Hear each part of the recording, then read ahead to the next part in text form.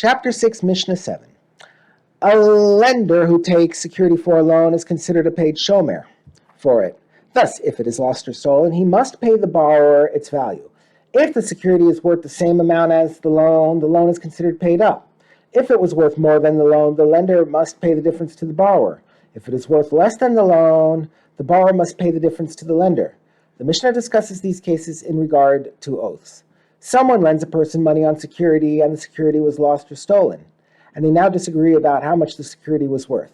The Mishnah will now present 4 cases and state the law for each of them. The first case, if the lender says to the borrower, I lent you a selah on it and the security was worth only a shekel, half of a selah, so you still owe me a shekel. And the borrower replies, not so. Rather, you lent me a selah and it was worth the entire selah, so I owe you nothing.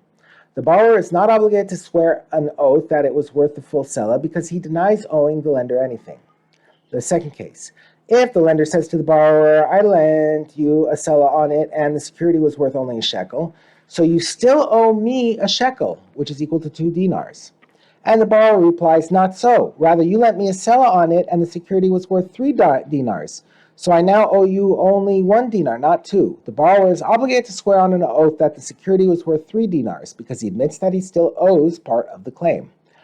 In the previous 2 cases, the lender claimed that the security was worth less than the amount of the loan, so that the borrower still owed him the difference.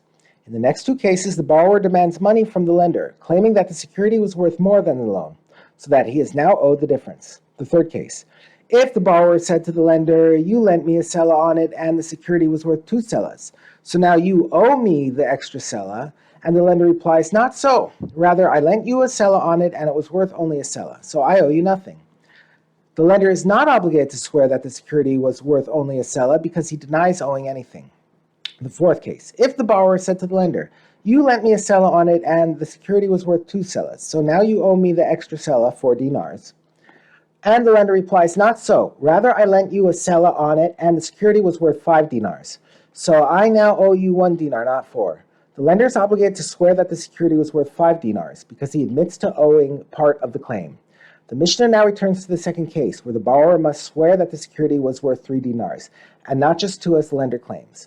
However, since the lender in all of these cases is considered to have been a paid shomer for the security, he must also swear an oath that the security is no longer in his possession.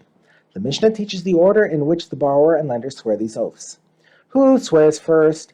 The one who was in possession of the deposit, i.e. the security, before it was stolen or lost. In other words, the lender swears first that the security is no longer in his possession. Why?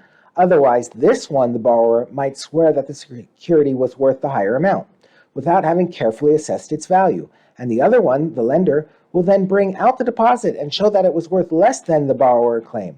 This would disqualify the borrower from future testimony and oaths. To prevent this, the rabbis required the lender to swear first that he no longer has the security in his possession, and then have the borrower swear how much it was worth.